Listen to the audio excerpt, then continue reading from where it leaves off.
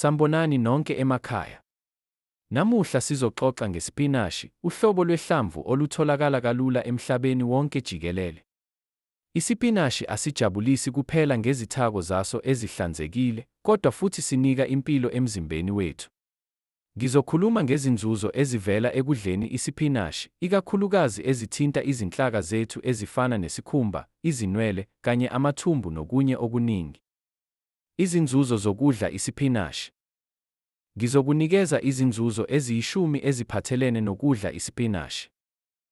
Okokuqala, ukuba nezithako zokwakha uhlelo lokuzivikela komzimba, immune system. Isipinashi sinothile ngezithako ezakha umzimba ezifana ne-vitamins A, C, K, kanye ne-iron. Lokhu kusiza ekuthuthukiseni umsebenzi wohlelo lokuzivikela komzimba ukuze umzimba ekwazi ukulwa nezifo nemikhuhlane kalula. Okwesibili, ukwandisa impilo yesikhumba.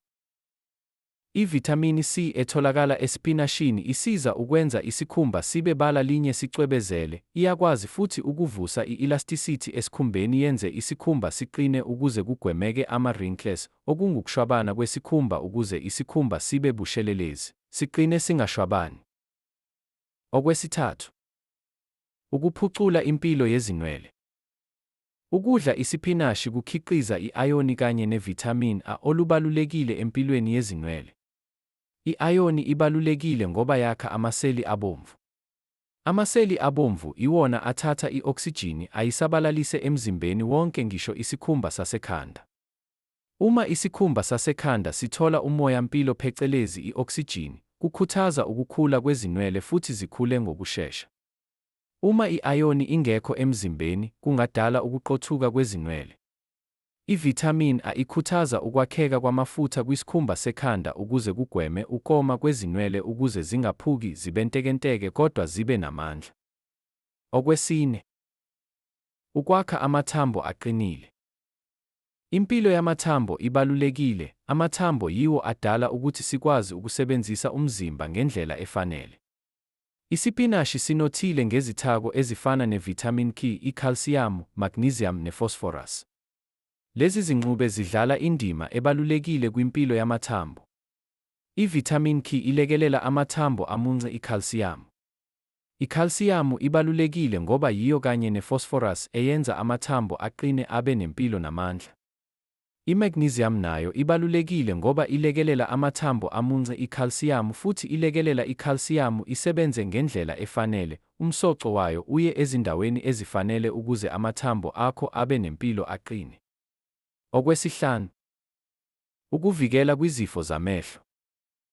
Isipinashi sinezithako ezaziwa njenge-lutein, edlala indima yokuvikela amehlo ekukhanyeni ukuze amehlo angabi nozwelo kakhulu isefe me-blue light eyingozi emehlweni.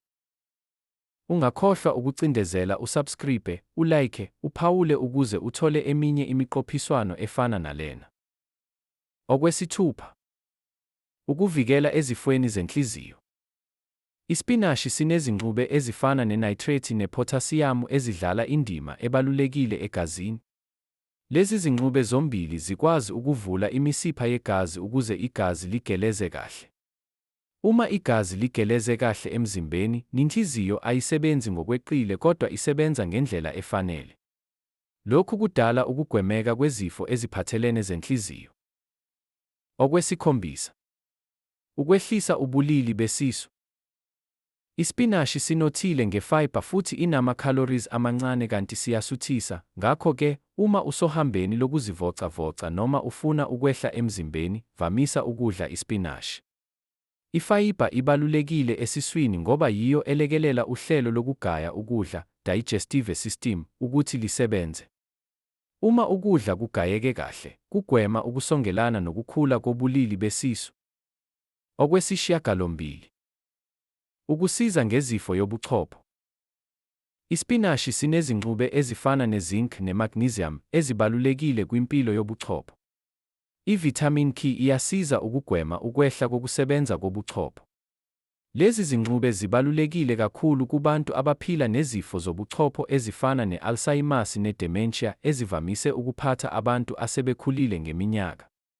Isipinashi sinothile ngalezi zingxube futhi ziyindlela ehlanzekile yokuzithola lezi zingxube ngoba ziphuma kwimvelo. Kubalulekile ukufaka isipinashi ezinhlelweni zakho zokudla ngoba uzuza imisoco eminingi egwema izifo futhi eqiniseka umzimba onempilo ohlanzekile. Ungakhohlwa ukucindezela ulike, usubscribe, uphawule. Sizobonana kumqophiswano olandelayo. Nisale kahle.